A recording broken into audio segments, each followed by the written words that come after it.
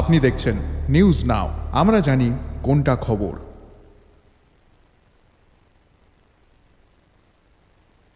নমস্কার, আপনারা দেখছেন নিউজ নাও। আপনাদের সঙ্গেই রয়েছে আমি শহেরি। আজকে আবারও আরেকটি বিশেষ অনুষ্ঠান নিয়ে আপনাদের সঙ্গে এসেছি। তবে অনুষ্ঠান শুরু করব তার আগে আপনাদেরকে একটা কবিতা পড়ে শোনাই। কবিতাটা শ্রীজাত মুখোপাধ্যায়ের লেখা। এখানে শ্রীজাত মুখোপাধ্যায় লিখেছেন তার ডিপ্রেশন কবিতাটায়, ডিপ্রেশনের বাংলা নাকি নিম্নচাপ, বৃষ্টি এলো সঙ্গে কফি 1-2 কাপ, নামছে বিকেল অল্প ভিজে রাস্তাঘাট, ছাতার নিচে মিয়ে গেল পাপড়ি চাট, বন্ধুরা সব ফিরছে বাড়ি দূর থেকে, কেন যে আজ হিংসে হলো তাই দেখে, দেখতে গিয়ে সন্ধে হলো জানলাতেই, আগের মতো মেঘ করেছে কান্না নেই, কেবল মুঠোয় বন্দি কফির 1 কাপ, ডিপ্রেশনের বাংলা জানি মন খারাপ। সত্যি কি তাই? ডিপ্রেশনের বাংলা মন খারাপ? একদম ঠিক ধরেছেন। আজ এই বিষয়টা নিয়েই কথা বলবো। আমরা প্রতিনিয়ত বলতে থাকি আমাদের অল্প মন খারাপ হোক বা বেশি মন খারাপ হোক, আমরা যেন ডিপ্রেশন বা অ্যাংজাইটিতে চলে যাচ্ছি। এটা কতটা যথোপযুক্ত জানবো। তার জন্যই প্রথমে আমরা স্টুডিওতে স্বাগত জানিয়ে নিই। আমাদের সঙ্গে রয়েছেন বিশিষ্ট মনোবিদ ডক্টর শান্তনু ঘোষ। নমস্কার, কেমন আছেন? ভালো আছি, থ্যাংক ইউ। তো যেমনটা শ্রীজাত লিখেছেন তার কবিতাতে যে ডিপ্রেশনের বাংলা জানি মন খারাপ, বর্তমান সময়তে আপনিও বোধহয় প্রচুর কেসেস এটাতে ফেস করেন, সব থেকে বেশি ইয়াং জেনারেশন বলুন। এক কথায় বলতে গেলে হয়তো দুটো গ্রুপ।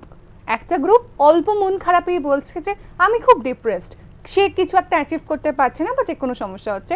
আরেকটা গ্রুপ বলছে ধুর এসব তো কিছুই না। এটা কতটা যথোপযুক্ত? এটা বোঝাতে গেলে প্রথমে আমাদের বোঝা উচিত ডিপ্রেশন আর অ্যাংজাইটির কিছু কার্ডিনাল ফিচার্স আছে। মানে কি দেখে বুঝবো যে অবসাদ হয়েছে, মানে ডিপ্রেশন হয়েছে বা অ্যাংজাইটি হয়েছে বা উদ্বিগ্নতা হয়েছে। তাহলে আমি সেই ব্যাপারগুলো ওভাবে বা আমরা সিমটমস নিয়ে আলোচনা করি, তাহলে হয়তো বুঝতে পারবো। ডিপ্রেশন মানেই হলো মন খারাপ, হঠাৎ মন খারাপ হয়েছে তাহলে ডিপ্রেশন না, তারও কিছু ক্রাইটেরিয়া আছে, আমি বলবো এগুলো। প্রথমেই বলিনি, এগুলো কার্ডিনাল ফিচার। লো মুড মানে মন খারাপ, ভাল লাগছে না, কাজ করতে ইচ্ছা করে না, কথা বলতে ইচ্ছা করে না, ঘুম জেনারেলি হয় না, বা এটিপিক্যাল ডিপ্রেশন ঘুমটা আবার বেশি হতেও পারে, খিদে পায় না, এটিপিক্যাল ডিপ্রেশনে খিদেটা বাড়তেও পারে, যৌন চাহিদা কমে যায়, গিল্ট ফিলিং মানে গ্লানিবোধ খুব আসে, নিজেকে অপাংতেও বলে মনে হয়, এবং মৃত্যু কামনা হয়, এবং অনেকে সুইসাইড ট্রাইও করে বা সাকসেসফুলও হয়ে যায়। এগুলো হলো ডিপ্রেশনের মেইন ক্রাইটেরিয়া, যে এইগুলো সিমটম থাকলে আমরা বলি ডিপ্রেশন। কিন্তু এখানে ডিউরেশন ক্রাইটেরিয়াটা খুব ইম্পর্টেন্ট। আমি এক্সাম্পল দিই। ধরুন আজকে সকালে আমার স্ত্রীর সাথে আমার ঝগড়া হয়েছে, কোয়াইট ন্যাচারালি আমার মনটা খারাপ হবে, কিন্তু কালকে রাত্রিবেলা অবধি ভালো ছিলাম, হঠাৎ সকালবেলা ঝগড়া হয়েছে, তাই আজকে যখন আমি হসপিটালে গেলাম আমার মনটা অফ। তার অর্থ কি আমার ডিপ্রেশন? না। এই যে যতগুলো কার্ডিনাল ফিচার বললাম, যে লো মুড, হোপলেসনেস, ওয়ার্থলেসনেস, যেগুলো কাজ আগে ভালো লাগতো, যেমন আগে আমার রবীন্দ্রসঙ্গীত শুনতে খুব ভালো লাগতো, এখন আর সেগুলো ভালো লাগে না। আমাদের ভাষায় এটাকে বলে অ্যানহেডোনিয়া।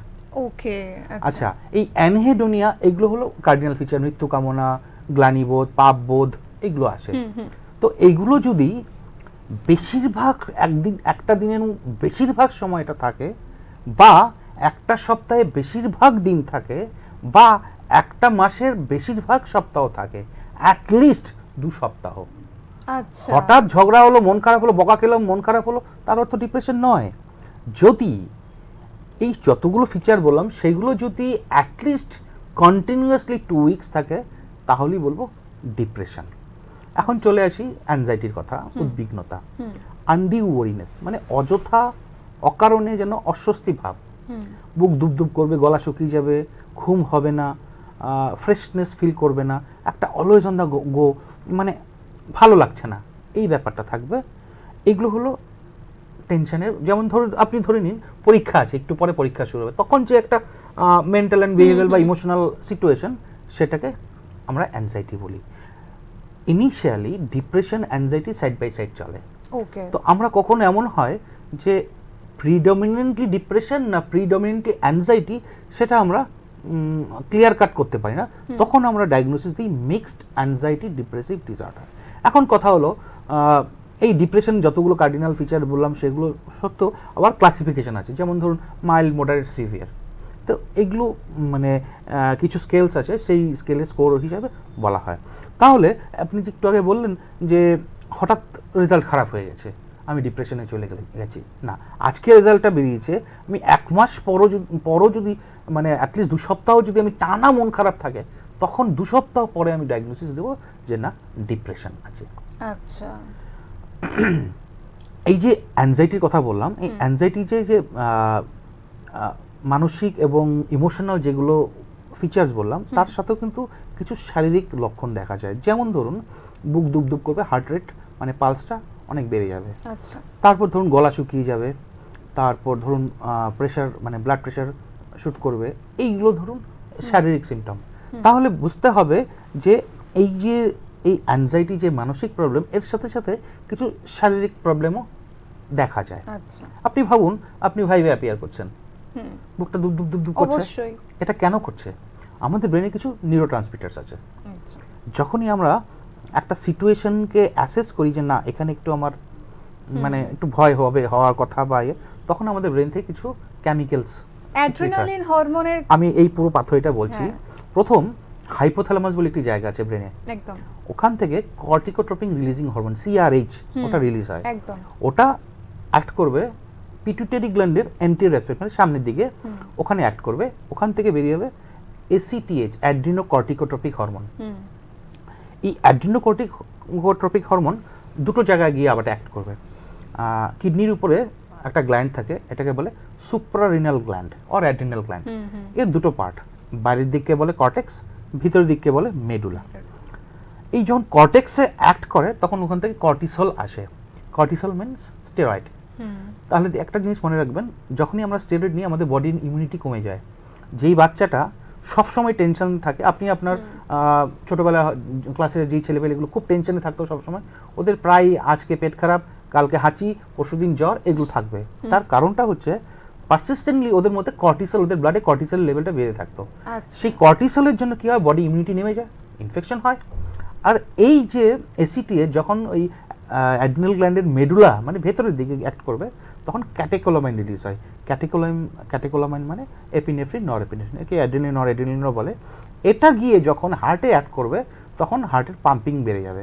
যখন পাম্পিংটা বাড়বে তখন ওই সিস্টোলিক ব্লাড প্রেশার, মানে ব্লাড প্রেশার দুটো কম্পোনেন্ট থাকতো, একটা উপরে একটা নিচে, সিস্টোলিক অ্যান্ড ডায়াস্টোলিক। ওই সিস্টোলিক মানে আর ওই ব্লাড প্রেশারটা বেড়ে যাবে। তারপর হার্ট রেট মানে পালস রেটটা বেড়ে যাবে। তো এগুলো হলো এই যে যতগুলো ম্যানিফেস্টেশন, সবগুলোর পিছনে কিন্তু বিজ্ঞান, ফিজিওলজি একটার পর একটা হতে থাকে।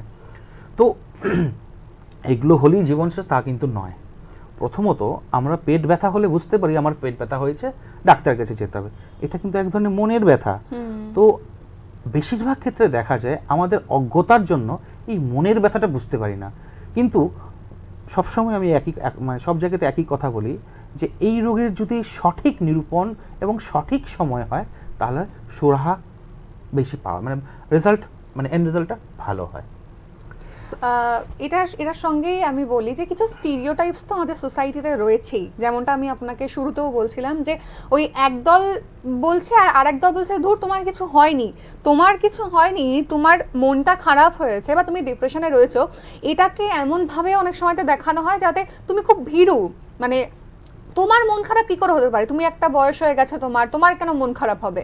এই যে এই ব্যাপারটা, এটা তো সমাজে কোথাও একটা গিয়ে আঙুল দিকে দেখিয়ে দিচ্ছে, তাই না? হ্যাঁ, এখানে একটা ব্যাপার আছে, কখনো কখনো এমনও হতে পারে কোনো কারণ ছাড়া মন খারাপ, অনেক ক্ষেত্রেই দেখা যায়। এটাকে বলে এন্ডোজেনাস ডিপ্রেশন। আমি যে এত ডিপ্রেশন নিয়ে এত বড় বড় কথা বলছি, কালকে আমারও ডিপ্রেশন হতে পারে যদি আমার ব্রেনে নিউরোট্রান্সমিটার কমে যায়, যেমন এপিনেফ্রিন, নরএপিনেফ্রিন, সেরোটোনিন, এগুলো যদি কালকে যদি কোনো কারণে আমার ব্রেনে কম সিক্রেশন হয় তাহলে আস্তে আস্তে আমি অবসাদে যাব। এর অর্থ এটা না যে আমি স্ট্রং, আমি জানি আমার হতে পারে না, যার তার হতে পারে, কারণ এটা শরীরবৃত্তীয় ব্যাপার। আমার ব্রেনে কিছু নিউরোট্রান্সমিটার কমেই যেতে পারে, সে যে কারণে কমে, আমি যদি কারণটা খুঁজে না পাই তখন বলবো এন্ডোজেনাস ডিপ্রেশন। আর ধরুন বেশিরভাগ ক্ষেত্রে আরেকটা ব্যাপার হয়, মানে কিছু প্রেসিপিটেটিং ফ্যাক্টরস থাকে, যেমন ধরুন লাইফে স্ট্রেস। একটা ছেলে ভাবছিল খুব ভালো রেজাল্ট করবে, স্টেটে টপ করবে, সেই ছেলেটা হয়তো সেই রকম এক্সপেক্টেড রেজাল্ট করলো না, বা ধরুন near and deer one expire করলো, বা ধরুন রিলেশনশিপে মানে ব্রেকআপ হলো, এই সমস্ত ব্যাপার লাইফের স্ট্রেস। যখন সেই সমস্ত স্ট্রেস হ্যান্ডেল করতে পারে না, তখন কিন্তু এই সমস্ত উপসর্গ দেখা যায়। কিন্তু এটা হলেই সব শেষ তা কিন্তু নয়, প্রপার অ্যাসেসমেন্ট দরকার, ডায়াগনোসিস দরকার, এই যে বললাম সঠিক সময়ে রোগ নির্ণয়, রোগ নিরূপণ এবং সঠিক চিকিৎসা, সেটাই হলো এটার আচ্ছা, মূল মন্ত্র। আমরা ডিপ্রেশন অ্যাংজাইটির মোটামুটি একটা ওভারঅল বেশ মোড়কই আমরা মোটামুটি জানতে পারলাম। এইবারে আমি আসছি যে বয়স ভিত্তিতে মনের মানে কি কি পরিবর্তন হয় এবং তার সঙ্গে সঙ্গে কি কি মনের রোগ হতে পারে এবং এটা থেকে আমরা বেরিয়ে আসবো কিভাবে। যখন আমি এই সাবজেক্টটা চুজ করলাম 2011-এ, আমি এমডি পেয়েছিলাম সাইকিয়াট্রি। তখন আমারই কেউ একজন বলেছিল পাগলের ডাক্তার। এটা কিন্তু একটা মিথ, মানে ভুল কথা। তো দেখুন, সাইকিয়াট্রিস্টের কাছে গেলেই কিন্তু আপনি পাগল নন। এই যে এতক্ষণ যেগুলো টপিকে ডিসকাস করছিলাম, যে অ্যাংজাইটি, ডিপ্রেশন, এগুলো লঘু মানসিক রোগ। এই যে আজকের ডেটে কিন্তু পাগলকে পাগল বলতে পারি না, এটাও কিন্তু আবার হিউম্যান রাইটসের ভায়োলেশন। হ্যাঁ, একদম একদম। তো সেখানে বলিনি, ধরুন স্কিজোফ্রেনিয়া, এর প্রিভিলেন্স হলো 1%, সেটা প্রতি 100 জনের মধ্যে একজনের সেটা হয়। তাহলে 99 জন লোক যে যারা আমার কাছে আসছে, তাহলে তারা পাগল নয়। আমি এখন কিভাবে হতে পারে, ধরুন একটা বাচ্চা, আমি মানে বয়স ভিত্তিক ব্যাপারটা বলছি, একটা বাচ্চা জন্ম হলো, কিছুদিন পর মা বাবা বুঝতে পারছে ওর মাইলস্টোনগুলো ডিলেড হচ্ছে। আচ্ছা, যেমন ধরুন বসতে পারছে না ঠিক করে, ঘাড় সোজা হচ্ছে না, সোশ্যাল স্মাইল দিচ্ছে না, আই কন্ট্যাক্ট হচ্ছে না, একটু পরে টের পেলো যে ওর স্পিচ ডিলে হচ্ছে। এই সমস্ত ব্যাপার মানসিক সমস্যা হতে পারে। এটা কোথায় হতে, ধরুন মা যখন বাচ্চাকে কোলে নিতে যাচ্ছে, বাচ্চা ঠিক সেভাবে রেসিপ্রোকেট করছে না, এই নন ভার্বাল কমিউনিকেশনগুলো বাচ্চা বুঝতে পারছে না, বা ধরুন নিজের লোককেও সে চিনতে পারছে না, মা বাবাকে চিনতে পারছে না, বা ধরুন কিছু ডেঞ্জার, যেমন কুকুর বিড়াল পাশে ঘুরছে, ওর কোনো প্রক্ষেপ নেই। এই সমস্ত ক্ষেত্রে এটা একটা মানসিক রোগ হতে পারে। অটিস্টিক স্পেকট্রাম ডিসঅর্ডার বলে, মানে এটা আমাদের ভাষায় বলে পারভিসিভ ডেভেলপমেন্টাল ডিসঅর্ডার। তার অনেকগুলো টাইপস হয়। শাহরুখ খানের কদিন আগে একটা অ্যাসপারজার সিনড্রোম নিয়ে একটা সিনেমা আছে, আপনি দেখবেন সিনেমাটাতে এই জিনিসটা কিন্তু খুব, এই autism and autistic spectrum disorder খুব ভালোভাবে বুঝিয়েছে। প্রবাবলি সিনেমার নাম মাই নেম ইজ খান, এরকমই ছিল। হ্যাঁ, তো এই যে ব্যাপার। তারপর আরেকটা আমির খানের একটা সিনেমা ছিল তারে জমিন পর। ওখানে কিন্তু ডিসলেক্সিয়া বলে it's a one type of specific learning disorder. বাচ্চাটা অঙ্ক করতে পারছে না, ডিকটেশন নিতে পারছে না। তো এই যে ব্যাপারগুলো, এগুলো কিন্তু it's a type of specific SLD, specific learning disorder. তাহলে কিন্তু বাচ্চাটার ম্যানিফেস্টেশন কিন্তু তখন হলো। তারপর বাচ্চাটা যখন বড় হলো, আরেকটু বড় হলো, মানে অ্যাডোলেসেন্স এজে পৌঁছলো, বয়ঃসন্ধিকাল।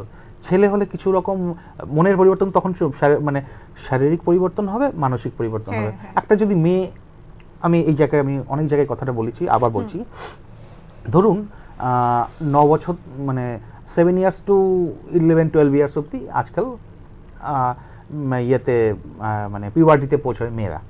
তো তখন কি হয়, কিছু শারীরিক চেঞ্জেস আসবে, মানসিক চেঞ্জেস আসবে। মায়ের উচিত আগে ভাগেই কিন্তু বাচ্চাটাকে ওয়াকিবহাল করে রাখা, যে মেনস্ট্রুয়েশন কি জিনিস, কেন হয়, এটা গল্পের আকারে। আমার মেয়েকেও, আমার স্ত্রী দেখেছি যে খুব ভালোভাবে টেকনিক্যালি এই জিনিসগুলো হ্যান্ডেল করতো এবং রাজা রানীর গল্পের আকারে বুঝিয়ে দিত যে যে এমন সময় হয়তো এমন হতে পারে স্কুলে ব্লিডিং হচ্ছে, তো ওই ব্লিডিং থেকে ভয় পাওয়ার কিছু নেই। তো এই যে কিছু কিছু কিছু কিছু ইনিশিয়ালি ফিজিক্যাল চেঞ্জেস আসবে, প্রত্যেকের মধ্যেই আসবে। তখনই কিছু হয়, কিছু ইমোশনাল চেঞ্জেস আসে, বা এই যে হঠাৎ করে ব্লাড দেখতে পেলো, তখন কিন্তু একটা গ্লানিবোধ, গিল্ট ফিলিং, তখন কাঁদবে, কারোর সাথে কথা বলবে না। তা আগে থেকেই যদি গল্প আকারে বুঝিয়ে দেওয়া যায়, তখন কিন্তু এই ব্যাপারটা খুব স্মার্টলি হ্যান্ডেল করা যায়। তারপর আস্তে আস্তে আস্তে বড় হতে হবে, তখন শুরু হবে মা বাবার সাথে কনফ্লিক্ট, এবং অপোজিট সেক্সের প্রতি ইন্টারেস্টটা বাড়বে। ছেলেদের সাথে গল্প করতে হবে ইচ্ছে করবে, বা ছেলেদের মেয়েদের প্রতি সাথে গল্প করতে ইচ্ছে করবে। তো এই যে ব্যাপারগুলো, এগুলো সবকিছুই হচ্ছে হরমোনাল টার্মোয়েলের জন্য। সেক্স হরমোন কিছু ব্যাপার থাকে, সেগুলো আমাদের বডিতে বেশি করে সিক্রেট হয়। এই জায়গাতে আমি একটুখানি আটকাবো আপনাকে, যে এই যে ধরুন মেনস্ট্রুয়েশনের যে পিরিয়ডটা চলে, সেখানে এই মুড সুইংস, এটা এখন একটা খুব নতুন টার্ম এসছে, এবং খুব মানে মানে খুব মানে ফ্রিকোয়েন্টলি মুড চেঞ্জ হতে থাকে, এবং এটা খুব মানে স্পেসিফিক্যালি সত্যি কিন্তু হচ্ছে। এটার কারণটা কি? আচ্ছা, এটা হয় লুটিয়াল ফেজ, মানে কি হয়, মানে ওই সময়টা খুব চিড়চিড়ে মেজাজ থাকে, এমনি প্রচণ্ড, হ্যাঁ। ব্যথা ট্যাথা থাকে, আলাদা কথা, ওটা তো আছেই ফিজিক্যালি। আর মেইন কথা মেন্টাল সিমটমসের মধ্যে ধরুন চিড়চিড়ে মেজাজ, কথায় কথায় রেগে যাচ্ছে, শর্ট টেম্পার্ড হয়ে যাচ্ছে, এইগুলোকে ওভারঅল আমাদের ভাষায় বলে প্রি মেনস্ট্রুয়াল আর পেরি মেনস্ট্রুয়াল ডিসফোরিক সিনড্রোম। মন Okay. ভালো লাগে না, ভাল লাগছে না, ডিসফোরিক সিনড্রোম। এটা থেকে প্রথমত মা বাবাকে বুঝতে হবে যে আমার বাচ্চাটার মধ্যে এই প্রবলেমটা হচ্ছে, আর যদি হয় ডাক্তার কাছে যান না, অসুবিধা কি, এটারও কিন্তু বিউটিফুল খুব ভালো ট্রিটমেন্ট আছে এবং ইজিলি এটা হ্যান্ডেল করা যায়। আবার বলে রাখছি, এটা গেলেই যে আপনি আপনার মেয়েটা পাগল হয়ে গেছে তা নয়, এটা লঘু মানসিক রোগ, অল্প 2-4 দিনের ওষুধ কন্টিনিউ করতে হবে। তারপর ধরুন আরেকটু অ্যাডোলেসেন্স ক্রাইসিস হয়, তখন ধরুন মা বাবার সাথে কনফ্লিক্ট হয়, ঝগড়াঝাটি বাড়ে, তখন নিজের মধ্যে একটা স্বাধীন চেতনা মানে ভাবটা চলে আসে। তখন ছেলেরা হলে ধরুন নতুন নতুন জিনিস এক্সপ্লোর করতে চায়, তখন exposure two pornography, exposure two illicit drugs, এইগুলো ব্যাপার চলে ছেলেদের ক্ষেত্রে মেইনলি, মানে সবকিছু না জয় করে নিতে হবে আর কি, এরকম একটা ব্যাপার। তারপর ধরুন একাডেমিক স্ট্রেস, প্রেশার, এগুলো তো আছেই, তখন ওই ডিপ্রেশন অ্যাংজাইটির ব্যাপার চলে আসলো, আরেকটু বড় হলো, বিয়ে শাদী হলো, তখন অ্যাডজাস্টমেন্ট ডিসঅর্ডার একটা ব্যাপার চলে এলো, তারপর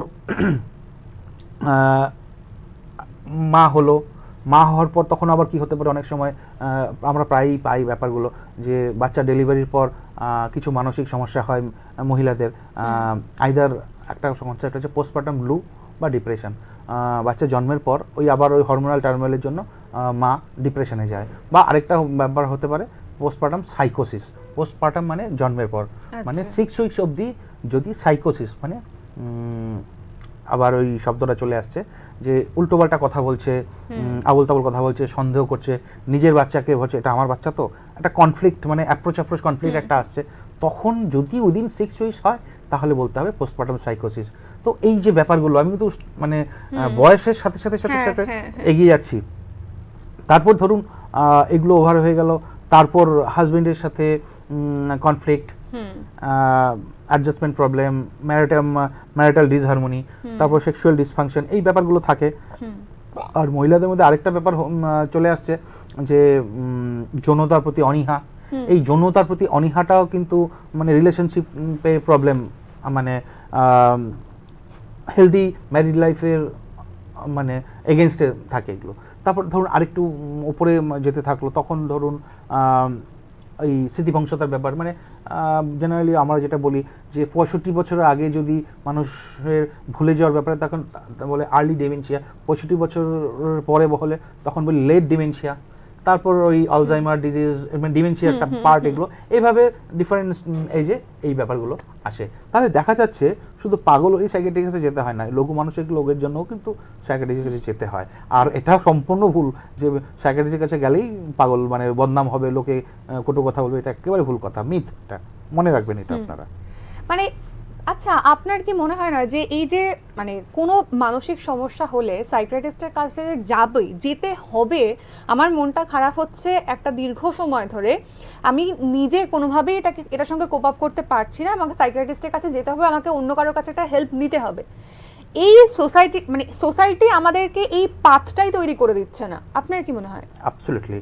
এই যে আমাদের এই ব্যাপারে আমাদের সোসাইটি কিছু স্টিগমা চলে, ওই যে আবে বললাম মিথের কথা, মানুষের অজ্ঞান বশত এমন কথা বলে যে এই ডাক্তারের কাছে গেলে আমাদের লোকে দেখে ফেললে অসুবিধা হবে, তো প্রাইভেসিটা খুব, প্লিজ এটা কাউকে বলবেন না, হ্যাঁ, মানে এবং আমি অনেক ডাক্তারদের মধ্যে গেছে, এই ভাই তোমার কাছে এসেছি, তুমি কিন্তু প্লিজ কাউকে বলে টলো না। তো এই যে ফিলিংগুলো, তার কারণটাই হলো অজ্ঞানতা। আচ্ছা, আমাদের দেশের এই প্রান্তে এই রোগ সম্বন্ধে মানুষের যে চেতনা সেটা কম। তো হয়তো আরো 1 দশক পর মানুষের মধ্যে আরো একটু মানে অ্যাওয়ারনেস আসবে, কারণ একটা কথা আছে, if mind doesn't know eyes do not see. এই যে মনের ব্যথা হচ্ছে, সেটা যদি আপনি জানেন মনের ব্যথা কী জিনিস, তাহলেই কিন্তু আপনি অনুধাবন করবেন যে আপনার বাড়ির বা আপনার পরিবারের কেউ মনে কষ্ট হচ্ছে। পেটে ব্যথা বুঝতে পারছেন, মনে ব্যথা বুঝতে পারছেন না, তো আরে এটা তো ঠিক হয়ে যাবে। আমি একটা এক্সাম্পল দিই, আমারই এক আত্মীয়, সেই বাচ্চাটা প্রচণ্ড চঞ্চল ছিল। তো সে পড়াশোনায় মন নেই, ঠিকঠাক মনোযোগ দিতে পারে না, হুম। অঙ্কতে ভুল করে, ছেলেরা জানে কিন্তু ভুল করছে, স্কুল থেকে কমপ্লেন, এই সেই অনেক প্রবলেম ছিল। তো ডাক্তার, তখন আমি স্টুডেন্ট, ডাক্তার দেখে বললো যে it is called ADHD, attention deficit hyperkinetic disorder, অতি চঞ্চল বাচ্চা। আচ্ছা। তো একজন বাড়ির বড় লোক মানে বয়োজ্যেষ্ঠ লোক বললো, আর বাচ্চারা তো দুষ্টমি করে, এটা আবার কোনো রোগ নাকি, এটা ওষুধ খেতে হবে না। আলটিমেটলি এই যে বাচ্চাটি যে তখন ADHD ডায়াগনোসিস ছিল, আস্তে আস্তে ট্রিটমেন্ট তো হলো না অজ্ঞানতার জন্য, তারপর হয়ে গেল ওটাকে কন্ডাক্ট ডিসঅর্ডারে কনভার্ট হয়ে গেল, অ্যান্ড লেটলি ওটা হয়ে গেল অ্যান্টি সোশ্যাল পার্সোনালিটি ডিসঅর্ডার। যাই হোক, সেই ছেলেটি এখন অনেক বড় হয়ে গেছে এবং কোনো না কোনোভাবে এই ব্যাপারটাও সাবসাইড হয়ে গেছে, now he is a very gentleman. তো এই সমস্ত ক্ষেত্রে প্রগনোসিসটা কি? তাহলে আমি যদি একজন ওয়াকিবহাল মানুষ এত বছর পড়াশোনা করে বলছে যে এটা ডায়াগনোসিস, এটা ট্রিটমেন্ট, এটা আপনারা প্লিজ নেবেন, তাহলে আমাদের অজ্ঞানতাবশত বললাম যে না, এই সাইকিয়াট্রির ওষুধ তো খাওয়া যাবে না, এটা তো মারাত্মক সাইড এফেক্ট। আরে সাইড এফেক্ট কি হবে? আপনার থেকে আপনার ডাক্তার বেশি বোঝে, ডাক্তারের সামনে ডাক্তারি করা তো দরকার নেই। হ্যাঁ, আপনার মনে প্রশ্ন জাগতেই পারে, সেটা আপনি জিজ্ঞেস করুন, ডিসকাস করুন, কারণ আপনি সব জানবেন সেটা তো কোনো কথা না। যেই লোকটা এত বছর পড়াশোনা করে এই জিনিস নিয়েই পড়াশোনা করছে, এত কিছু এত বছর ধরে সে এই ধরনের পেশেন্ট দিচ্ছে, সে তো আপনার থেকে অনেক গুণ বেশি জানে।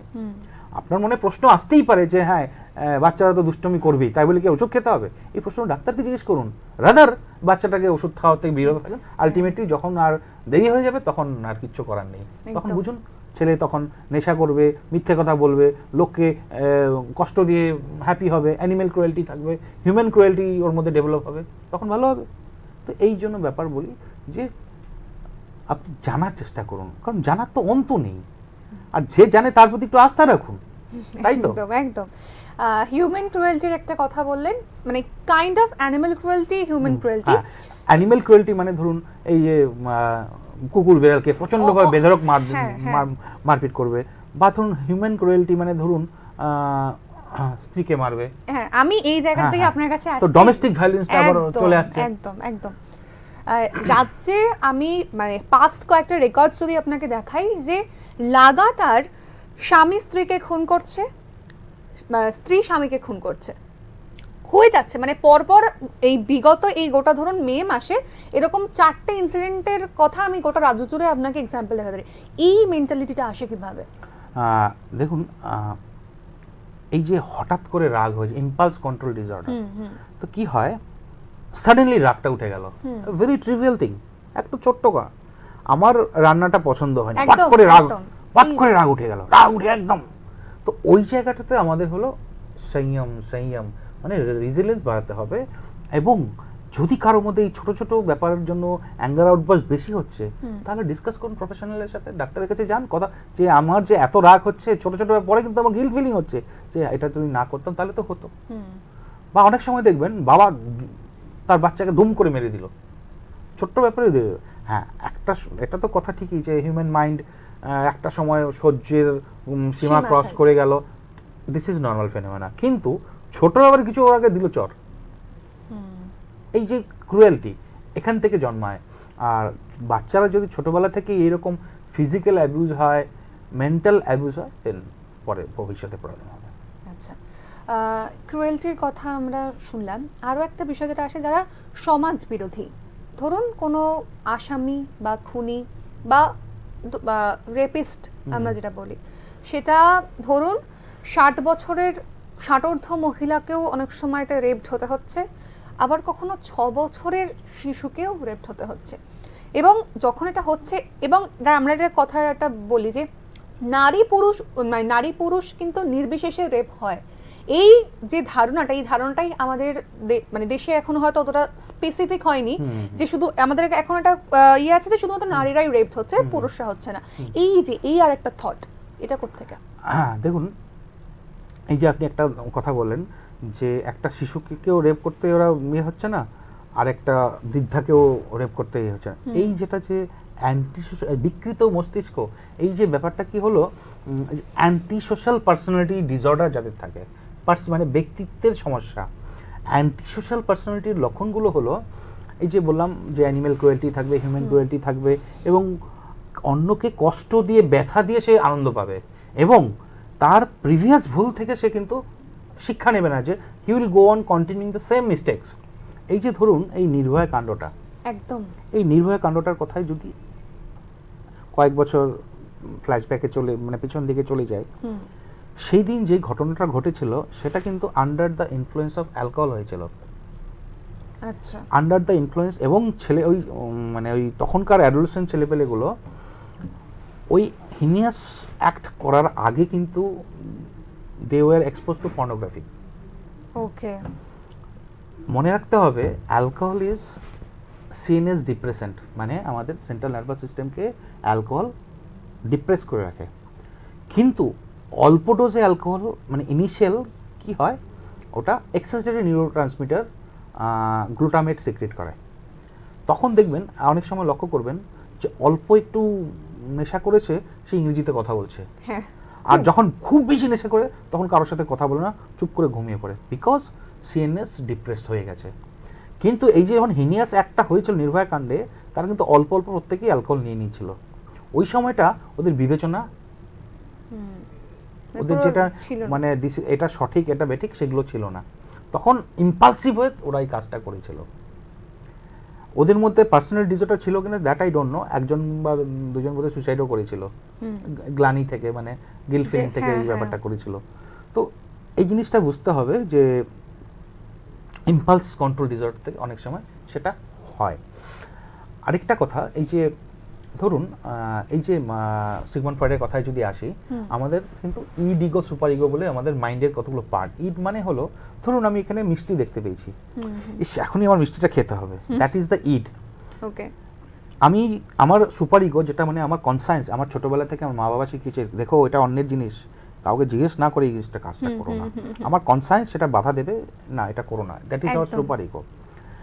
ইগো মানে হলো ইগো কি করবে, আচ্ছা ঠিক আছে একটু একটু রয়েস হয়ে যার রসগোল্লাটা আমি তার থেকে জিজ্ঞেস করে পারমিশন নিয়ে খাবো, ইটটা কিন্তু মানে এক্ষুনি আমার চাই, এক্ষুনি গ্র্যাটিফিকেশন, ইনস্ট্যান্ট গ্র্যাটিফিকেশন চাই। ইগো কিন্তু ইডের দিকেই যাবে। এই যে বলা হয় যারা এই সমস্ত হিনিয়াস অ্যাক্টিভিটি রেপ বা ইয়ে করে তাদের ওই সুপার ইগোটা তাদের ডেভেলপ হয় না। আচ্ছা ওই যে অ্যান্টি সোশ্যাল পার্সোনালিটি ডিসঅর্ডারের কথা বললাম, তারা ওই অন্যকে কষ্ট দিয়ে ব্যথা দিয়ে আনন্দ পাবে, সেটাই তাদের মানে মজা। তো এই জিনিসটা ডেভেলপমেন্ট একদিনে হয় না, মনে রাখতে হবে 17 বছর বয়সে কিন্তু আমাদের ব্যক্তিত্ব বিকাশ হয়ে যায়। আচ্ছা যদি কোনো দিকে এরোনিয়াস কিছু হচ্ছে আগে থেকেই কিন্তু ওটা একটা সিম্পটমস হ্যাঁ, কোথায় যেগুলো লক্ষণের কথা বলা সেগুলো কিন্তু মা বাবাদের উচিত এগুলো একটুখানি নোটিস করা এবং প্রয়োজনে মানে প্রফেশনাল হেল্প নেওয়া। 17 বছর পর কিন্তু ওষুধ খাইয়ে কোনো মানুষের ব্যক্তিত্ব চেঞ্জ করা যায় না, কিন্তু মাইন্ড ইট। আচ্ছা কখনো ওষুধ খাইয়ে আপনি ব্যক্তিত্ব চেঞ্জ করতে পারেন, আপনার ব্যক্তিত্ব 17 বছর বয়সে কমপ্লিট হয়ে গেছে, আপনি মানুষটা এমন ধরনের, আপনি খুব টেন্স থাকেন, আপনি খুবই চুজি, খুবই পারফেকশনিস্ট, এই যে ব্যাপারগুলো হচ্ছে এগুলো কিন্তু আপনার ব্যক্তিত্বের মানে গঠনের ফলে হচ্ছে। আচ্ছা 17 বছর বয়সে সেটা কমপ্লিট হয়ে যায়, পরে কিছু করে ওষুধ দিয়ে আর কিছু করার নেই, ব্যক্তিত্ব একবার ডেভেলপ হয়ে গেলে তো হয়ে গেল। আপনি আরেকটা কথা বলেছেন যে মেল রেপ, হ্যাঁ মাঝে মধ্যে দেখা যায় যে আমাদের সমাজ ব্যবস্থাটা এমনই, এই সমস্ত ব্যাপারগুলো সবসময় নারী কেন্দ্রিক। একদম একদম হয়তো ইউএসটিএস এই ব্যাপারগুলো কিন্তু বড় শহরেও অনেক সময় হয় যে the man is being victim. তো আমাদের দেশে এতটা প্রচলন হয়নি, কিন্তু আসছে, হয়তো আগামী দিনে এই কনসেপ্টগুলো আসবে যে ম্যান ইজ বিং রেপড। তো সেক্ষেত্রে মহিলার উপরে হয়তো যাবে, কিন্তু আমাদের সমাজ ব্যবস্থাটা এখনো সেই দিকে যায়নি। বাট কখনো কখনো আমরা কিন্তু এটা দেখি যে কোনো মেয়েদের, আমি বলছি আমি একজন মহিলা হয়ে একজন নারী হয়ে আমি এই কথাটা বলছি যে কোনো সমস্যা হোক, মানে সেটা শারীরিক হোক মানসিক হোক, যে কোনো সমস্যাই হোক, মেয়েদের যদি কোনো অসুবিধে হয় সেটা কিন্তু খুব তাড়াতাড়ি স্পিক আউট করা যায় বা সেটার জন্য বলার জন্য অনেক জায়গা থাকে। তবে ছেলেদের ক্ষেত্রে অধিকাংশ সময়তে দেখি যে ছেলেরা বলতে চায় না, এটা কি তাদের একটা মানসিক গঠন? এই ক্ষেত্রে বলতে গেলে ধরুন ইমোশন আমি মানে স্ট্রাকচারালি বোঝানোর চেষ্টা করছি। আমাদের ব্রেনে অ্যামিগডালা বলে একটি স্ট্রাকচার আছে, এটা একটা আমলকির সাইজ, এটা হলো আমাদের ইমোশন যে এক্সপ্রেস হয় না, সেটা ওই amygdala is one of the main organ which is responsible for Okay. Expression of our emotion. Hmm. দেখবেন সেম অ্যাক্টিভিটিতে বাবা বোনকেও বকা দিল, ভাইকেও বকা দিল, হুম বোন কিন্তু হাউ মাউ কাউ করে কেঁদে দিল, হুম হুম আর ছেলেটা কিন্তু চুপচাপ থেকে গেল। তার কারণ হলো ইমোশন এক্সপ্রেশনটা মেয়েদের বেশি হবে, কারণ ওদের অ্যামিগডালার সাইজ বড়, আচ্ছা ছেলেদের কিন্তু অ্যামিগডালার সাইজ কম। আর তাছাড়াও ছেলেরা সমাজের ক্রুয়েলটির প্রতি বেশি এক্সপোজড হয়ে যায়, দিয়ে মানে আস্তে আস্তে ওরা ইমিউন হয়ে যায় ব্যাপারগুলো, মেয়েরা শতগুলো ভাবে হ্যান্ডেল করতে পারে না।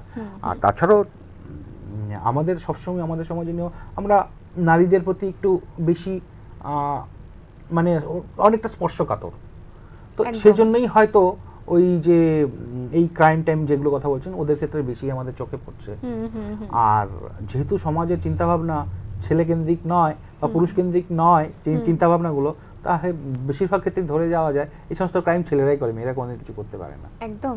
কিন্তু এমন অনেক মাস্টার মাইন্ড হয়তো রয়েছেন যেগুলো হয়তো আমাদের পরিকল্পনারও অতীত আর কি। একদম এটার সঙ্গে সঙ্গে আরেকটা প্রশ্ন, আমরা তো মানে মোটামুটি একটা পিরিয়ড অফ এজেস এবং অনেক বিষয় নিয়ে কথা বলছিলাম, কিন্তু যদি একদম একটু বৃদ্ধ বয়সে যায় যেটা স্মৃতিভ্রংশ, হ্যাঁ, এটা কেন হয়? আচ্ছা, এখানে আমি কতগুলো শব্দ বলবো এবং মিনিংগুলো বোঝার চেষ্টা করবেন।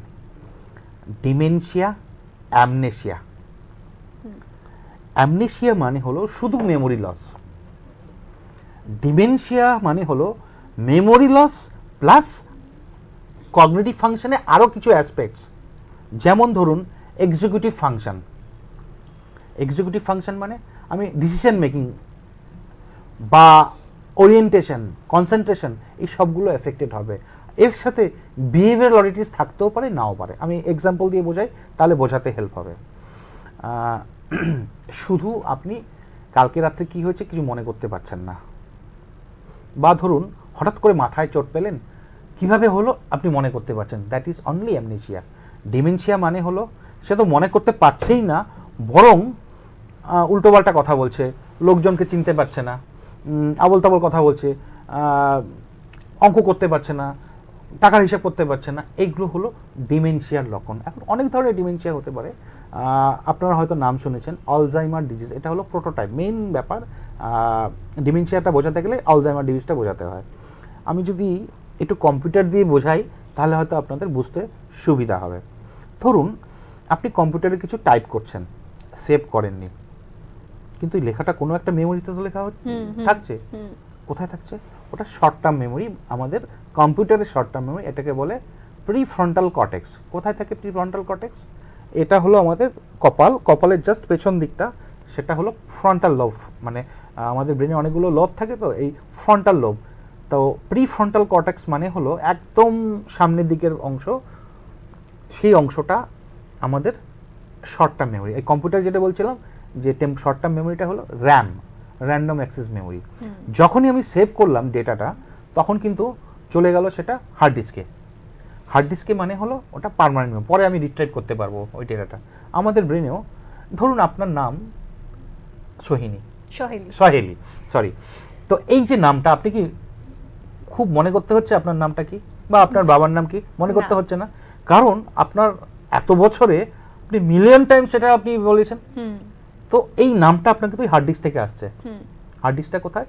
ওই যে বললাম হিপোক্যাম্পাস, অ্যামিগডালা, মানে ব্রেনের খানিকটা ভেতরের দিকে।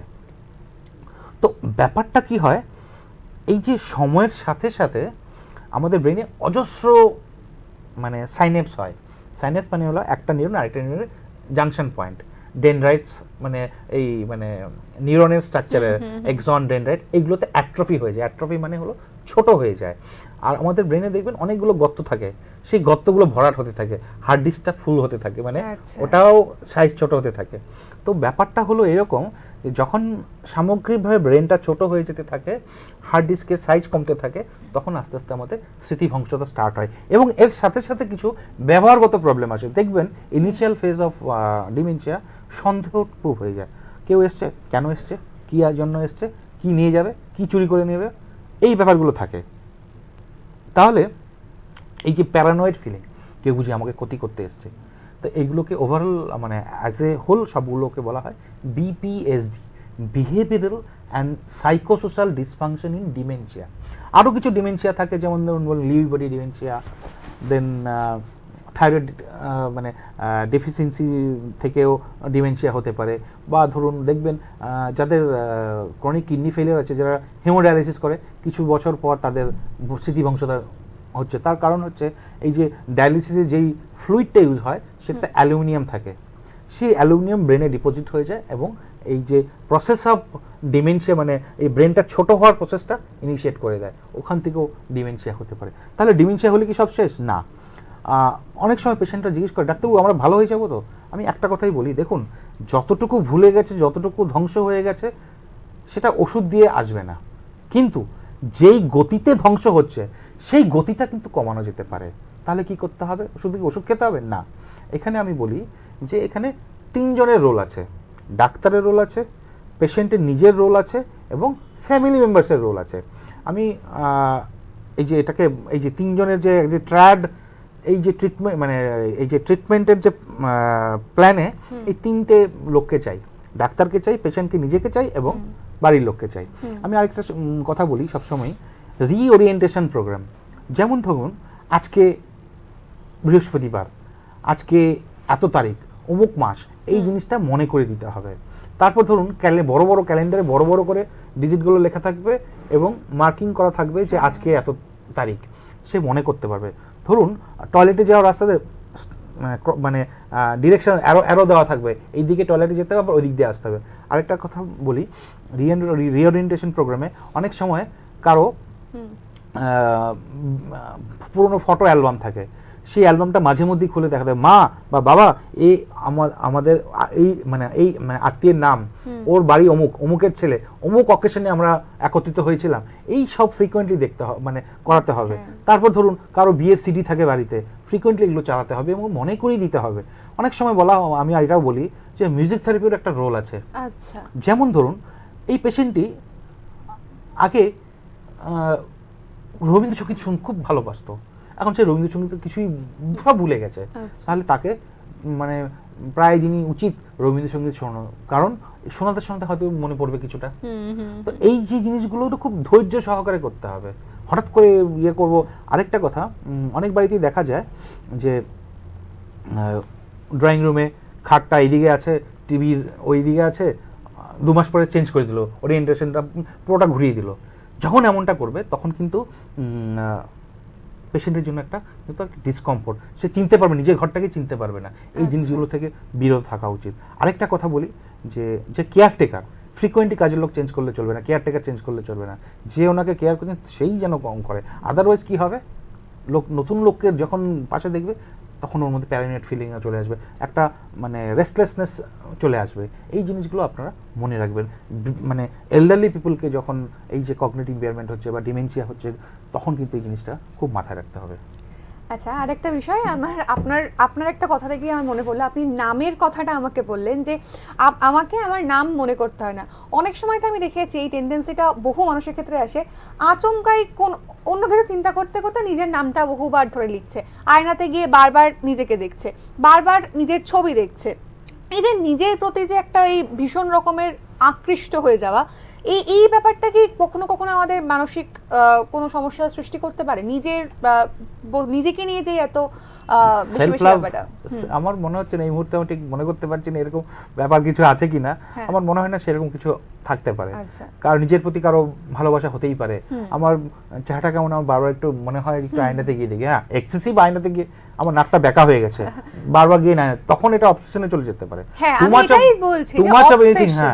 আমার নাকটা বেঁকা না, তো বারবার গিয়ে আমি আয়নাতে দেখছি, তো that is a disease. But হঠাৎ একটু মানে একটুখানি রং টং লাগানো হয়েছে, অল্প সময়ের জন্য আমি মানে আয়না দিচ্ছি, দ্যাট ইজ অ্যাবসলিউটলি নরমাল। কিন্তু আমার বোধহয় ভুলটা হলো, আমার বুঝি অমুকটা অমুক হলো, বারবার সে দেখছে। মানে অবসেশনের ডেফিনেশন হলো repeated unwanted intrusive thought idea image which invades a person's mind and which gives rise anxiety and it is being followed by compulsion. এই বারবার আয়না চিন্তাটা হলো কি আমার নাক বেঁকা, কম্পালশনটা কি আয়না দেখা, it is a disease. Okay. Otherwise হঠাৎ সাথে একবার দেখা I don't think it is a problem. Okay, মনে রাখতে হবে মাত্রাধিক যে কোনো জিনিসই খারাপ, বেশি পড়াশোনা করাও খারাপ। আচ্ছা একেবারে শেষ পর্যায়েতে আমরা চলে এসেছি। একদম শেষ প্রশ্ন, মনস্তত্ত্ববিদ হিসেবে আপনি যদি সমাজকে কোনো মেসেজ দিতে চান, সেই মেসেজটা কি? কয়েকটা কথা মনে রাখবেন। মানসিক রোগ মানেই ভূতে ধরেছে তেমন কিন্তু না। তুকতাক ঝাড়ফুঁক করে অযথা সময় নষ্ট করবেন না। আবারও বলছি, সঠিক রোগ নিরূপণ সঠিক সময় হলে সুরাহা ভালো পাওয়া যায়। আরেকটা কথা, মানসিক রোগের চিকিৎসা প্রক্রিয়া সময় সাপেক্ষ। এই রোগ সম্বন্ধে নিজে জ্ঞান বাড়ান। যদি এমন হয় দরকার মনে হয় তাহলে চিকিৎসকের সঙ্গে দেখা করুন, পরামর্শ নিন। অনেক ধন্যবাদ। তাহলে আপনারা আজকে তাহলে বলুন যে ডিপ্রেশনের বাংলা কি তাহলে সত্যি সত্যি মন খারাপ? ভাবুন, চিন্তা করুন। এতক্ষণ আপনাদের সঙ্গে ছিলাম আমি সহেলি এবং আমার সঙ্গে ছিলেন বিশিষ্ট মনস্তত্ত্ববিদ শান্তনু ঘোষ।